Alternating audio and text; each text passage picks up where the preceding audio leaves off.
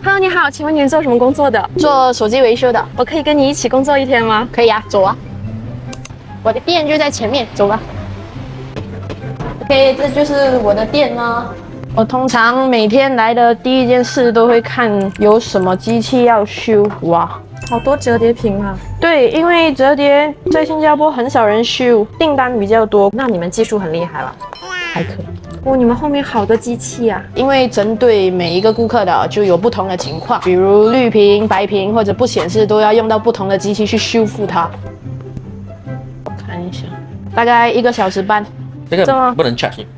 电池肿了，你看肿了哦壳都弯了，这就是电池坏了。要加热才能把它电池拆下来。店里安顿后了，我就会到仓库去忙我要忙的东西了。这都是全部屏幕的配件，各种手机的配件。哇，这里都是不同手机、不同型号的电池啊！对，什么电池都能改，这个仓库很值钱哦。超级值钱。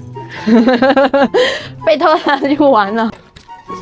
哇，这是什么？这是屏幕啊，手机的液晶屏幕，这么多？这些都是同行寄过来的，有从印度尼西亚之类的巴淡岛啊，他们不会加工屏幕嘛，他们都是1个星期来一次，加工好了，你看，这一盒就有100多个屏幕等着你修。对呀、这些都是同行的支持啊。请问你来自哪里啊？我来自马来西亚柔佛州，来新加坡多久了？我4岁父母就带我来这上学了。为什么会自己创业做这一行呢？因为我之前读的是科技代码，然后后面实习被派到了那种手机维修店，然后就对这种有兴趣，就创业了。你接到过最难的订单是什么呀？昨天有一台 S24 Ultra， 刚买没多久它就掉进马桶了，屏幕坏啊，主板短路啊，电池坏啊，修了多久啊？修了4个小时，修主板比较耽误时间。那你修过最简单的案例是什么？有些安哥啊，他们的手机调到最暗的，他以为是屏幕坏，我一拉亮好了。自己创业的话，大概每个月能赚多少呀？其实和上班没差别，因为我们的手工费就20-30块而已，也挣不了多少。我做的更多是老顾客和就是顾客啊介绍朋友，但是我们年底之前会开一家大店，会给大家更方便，比如靠近地铁站啊，就不用跑那么远来到这个小店，更大更舒适，服务就是更好嘛。